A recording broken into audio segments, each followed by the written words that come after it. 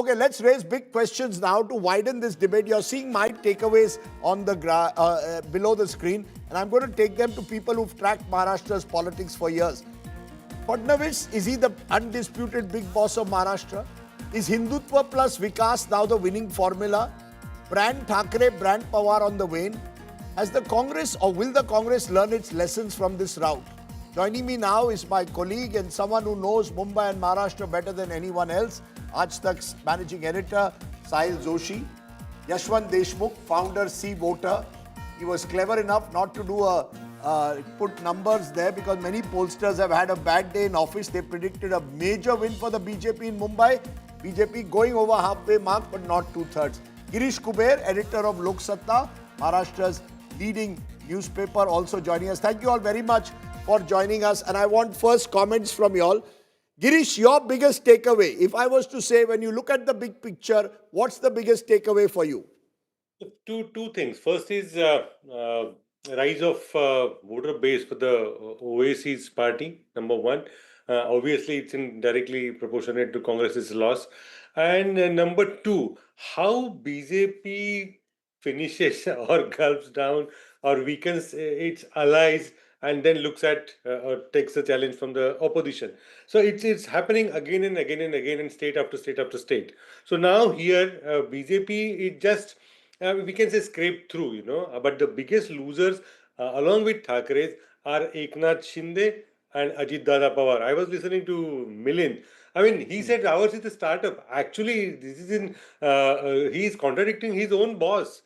Eknath Shinde says he's his original party. I mean, they have been ruling Mumbai for last 25 years. And now he says we are a startup. So the real loser, big time loser is Ajit Dada and Eknath Shinde. They are paying the price what Uddhav Thackeray paid in 2019, being associated with the BJP in a very, very opportunistic way. And now, as we look ahead in MMR region, except Thane, there is nothing for Eknath Shinde to celebrate. And for Ajit Dada, it's even poor. He has nothing to celebrate. So, very, very interesting your takeaway. You're saying that the BJP's allies are the ones today who will have sleepless nights. But Yashwant Deshmukh, when I look at the numbers, the BJP has done very well across Maharashtra. In Mumbai, on the other hand, the Eknath Shinde faction seems to have pulled down, or the Shiv Sena has pulled down the BJP, and Raj Thackeray has pulled down Uddhav Thackeray. Are you surprised with that? Do you believe that what happened in the end was, had there been a more united opposition, do you believe that Mumbai could have seen an even closer race, which at the moment the BJP has scraped through in? You're on mute. You're on mute, Yashwant. Sorry, Rajdeep. Yeah, go ahead. I said unlikely. It mathematically it looks like that if they would have been together, then the number. But the thing is that you see, if they would have been together, then the only equation that might have changed would have been Muslim seats going to the alliance, the umbrella alliance. That wouldn't have changed the total number of seats, Rajdeep. In fact, it might have probably counterpolarized Hindutva vote further towards the BJP. So my theory is a bit different. First of all, my big takeaways is the arrival of Devendra Fadnavis as the key person or the Marathi leader that is conclusive, because I don't see this election saying arrival of BJP. BJP arrived 11 years back when they became the single largest party in 2015 assembly election. And since then, they have been in vote and in seats, they have been the single largest party all along. Having said that, what is your biggest takeaway? What is your biggest takeaway? I think this was long overdue. BJP's winning in Mumbai was long overdue. This has happened today, number one. Number two, I still don't believe that Uddhav Thackeray is like done and dusted and, no more future for the Uddhav Thackeray, because I genuinely believe that after 25 years, long years being in power, a routine incumbency like an assembly election or any other election would have done. In fact, 25 years, long period, if Mumbai would have been a state, probably it would have been compared by none other but BJP's grip in Gujarat or maybe Biju Janata Dal's grip in Odisha, it would have been compared with that. But when that is a long time, anti-incumbency sets in. The very fact that Uddhav Thackeray remains the key opposition pole in Mumbai is something which he should be taking solace in, and that's where his politics will Right. always remain rooted. So you're saying BJP's time in a way has come. Uddhav Thackeray has become a principal pole of the opposition. Devendra Fadnavis is speaking at the moment, Sahil Joshi in Nagpur, and that's a good time to come to you to ask the Fadnavis factor. Do you see Devendra Fadnavis now emerging as this dominant leader? Girish Kuber says BJP's allies have taken a hit. Ajit Pawar and Eknath Shinde have both taken a hit, one in Mumbai, one in Pune. As a result, is Devendra Fadnavis now the undisputed leader of Maharashtra? Well, at this point of time, yes, and Devendra Fadnavis has all the might of the BJP, its cadre. At the same time, RSS along with him, and that is how he is building his party here. At the same time, I agree with what Girish Kuber was mentioning, because the Pune results are quite glaring open. The way BJP has dominated Pune municipal corporation elections, but at the same time, BJP has managed to reach to the level of Eknath Shinde in Kalyan Dombivli, which is also another bastion of Eknath Shinde, despite contesting 12 seats lesser than Eknath Shinde. In Thane also they have done much better. In Mumbai, in fact, the BJP had just managed to win 4 more seats than what they had won in 2017, despite fighting alone. This time they were having an alliance with the Eknath Shinde. So more importantly, what I can see right now is that Devendra Fadnavis is undisputed leader. I need a song at the end. He's not only deciding what the BJP is going to do, but at the same time, he's also his strategies are also forcing opposition parties to decide whether to come together, whether to go against each other. And that is what exactly what I can see at this point. So you're saying that Devendra Fadnavis, has he positioned himself, Sahil, as a Hindutva hero, as a Vikas Purush? Is he trying to develop a Maharashtra model like Narendra Modi tried when he was Gujarat Chief Minister, and then use that to become a front-ranking leader at the center? Do you see that? You've tracked Fadnavis closely. Is he going to use this moment to propel himself on the national stage, or is he content with being in Maharashtra for now? Well, when he started in politics, when he was never known as somebody who has a Hindutva background. I mean, he of course comes from the BJP and RSS. He had a RSS background. His father was MLC from Nagpur and hardcore RSS pracharak. Right. So obviously he had that background, but his own image was never like a pracharak or somebody who used to talk some rabble-rousing speeches, Hindutva speeches in Maharashtra Assembly. He was more known for speaking on policies, on corruption against the government, making a point very accurately, and right. That was his image. In 2014, when he came to power, again his image came as somebody who is young, 43 years old, understands the infrastructure needs of a city like Mumbai, pushing for the metro project and all that stuff. Today, when he came to BJP office and he made the speech in front of his BJP workers, he made a very interesting point. He started his speech saying that nothing else works. Just talk about the development and go on that agenda, and that this is the victory for the development. But in the end, he added one thing, that Hindutva is our pran. And that is how we can identify ourselves. So basically, he's trying to club this Hindutva with the development agenda, because he knows. Very interesting, because if that is the case, Girish Kuber, there's a bit of the Narendra Modi model. You see, he also is quite ruthless. Devendra Fadnavis knows also how to deal with his political opponents. He hasn't forgiven them for that 1 week long experiment that went wrong. Do you get a sense that this election, if Devendra Fadnavis over the next 4 years is able to build himself in Maharashtra, he gets a platform to move to Delhi as a Gen Next leader of the BJP? Yes, very much, very much. But he has learned his lesson. In 2019, there was a slogan, Devendra after Narendra. Narendra ke baad Devendra, and some of his acolytes, they raised these slogans, and Devendra paid the heavy price.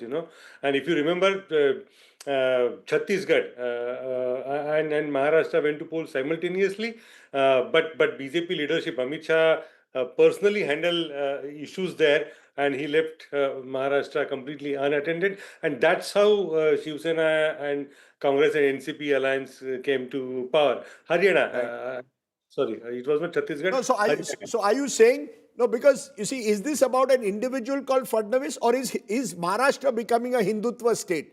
Is Maharashtra now a Hindutva state? There is Vikas, which they in terms of infrastructure, but is the Hindutva politics now becoming more and more normalized in Maharashtra, which otherwise spoke about itself as in a way, a progressive Phule, Shahu, Ambedkar. From Phule, Shahu, Ambedkar, is it becoming more of a state of a Golwalkar, Savarkar kind of politics? Well, we can what we can safely say is that Maharashtra is inching towards the cow belt. That safely we can say. The way BJP is handling its affairs in Maharashtra, there is a even in Mumbai election, you must have noted there are a lot of Hindutva, the Muslims, and there might be Sydney happening at Girgaon Chowpatty, and those kind of fears were raised. So there is definitely an attempt, and now even within the BJP, I'm sure you also are aware the competition among second rank leader is who is more Hindutvawadi. So now game of looking more saffron when you have Assam Chief Minister, when there are candidates like Yogi Adityanath. So BJP leadership, though Devendra is very much kind of a softer compared to those, but he also will have to play his cards. But fortunately for Devendra, if the race for the who after Narendra comes up, he has a very strong, very, very strong backing in the RSS. It was assembly election was basically RSS and Devendra Fadnavis. It was not RSS and the BJP. Similarly, this election it was entirely BJP. Though obviously it was successful. Right. The But no, BJP I want Sahil, can I just ask, if away from Fadnavis, Fadnavis big winner. Yeah. Big losers, according to Girish Kuber, were Ajit Pawar and Eknath Shinde. Some would say Raj Thackeray as well. Yeah. Because Raj Thackeray has just not been able to pull his weight. What about the Congress party? Do you see any revival at all when you try? Or is what has gone so badly wrong with the Congress in Maharashtra state, which they once dominated? Well, the BJP has understood how to defeat Congress in Maharashtra. They understood that the Congress is also a kind of a conglomerate of big leaders across Maharashtra, and then there is one appointed chief minister from the center or the high command, who used to control the whole party at that time, and the party machinery was intact. So look at what BJP did after 2014. They attacked Congress at the places where their leaders were strong. They took Radhakrishna Vikhe Patil in Ahilyanagar, Ashok Chavan in Nanded, and wherever they have taken these big leaders from a particular district, the Congress has gotten over there. Narayan Rane, who actually came to Congress from Shiv Sena, they took Narayan Rane after 2014, and look what happened to Congress in Konkan. The Konkan Belt Congress is almost non-existent. In Mumbai, Milind Devra... So Congress has played very short-term politics and has paid a price now for it. Absolutely. But at the same time, now the Congress... look at the results.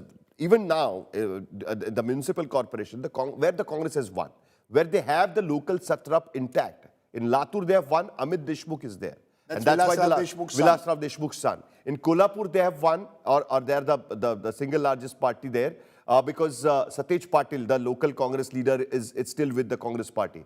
Now just imagine if those two leaders are not with the Congress party. Where is the Congress plan for the next generation? So Uddhav Thackeray, after this election, will be taking the center stage of the opposition parties, and the Congress will have to accept it. If they like it or not, they will have to accept Interesting. it. That's very interesting. That Uddhav Thackeray could become the magnet for the opposition. Where does that leave the Pawars? Very quickly, Yashwant Deshmukh, do you see the likes of the Pawars in terms of just the numbers that they got in this election? Do you see a revival at all? A quick answer.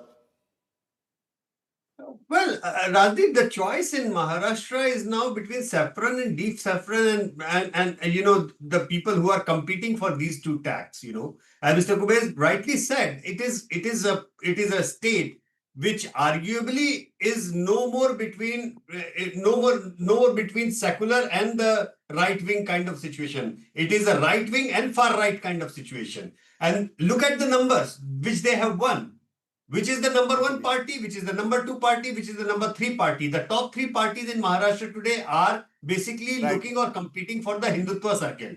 And look at Congress, where exactly Congress is competing. that universe is being competed by Mr. Owaisi and Islam Party. You know, Are you getting the very drift? that's very interesting the way Maharashtra's politics has changed.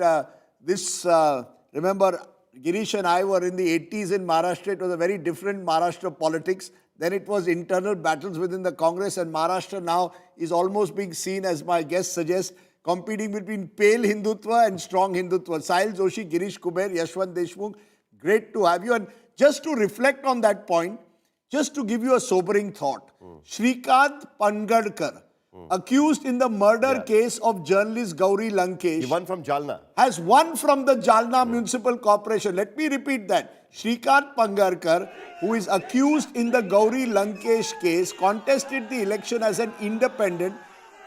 Before the assembly elections in November 2024, he had joined the Shinde Sena. Strong public backlash. Eknath Shinde was forced to remove him from the party. Karnataka High Court granted him bail in the Gauri Lankesh case in September 2024. Remember, Gauri Lankesh was shot dead outside her residence. And today, well, he's got justice, he says, from the court of the people. I just want to leave you with that as a sobering thought, to think of the kind of people sometimes who get elected. On that note, thank you to all my guests for joining me. And I want to leave you, if my producer has some time, with a song.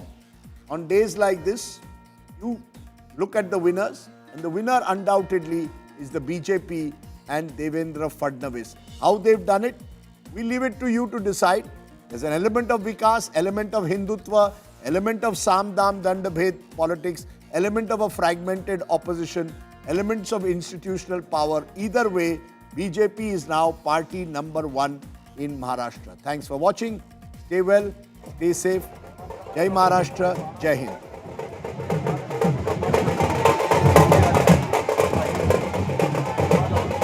Maharashtra का ये महाविजय महाराष्ट्र की जनता को और हमारे कार्यकर्ताओं को हम समर्पित करते हैं।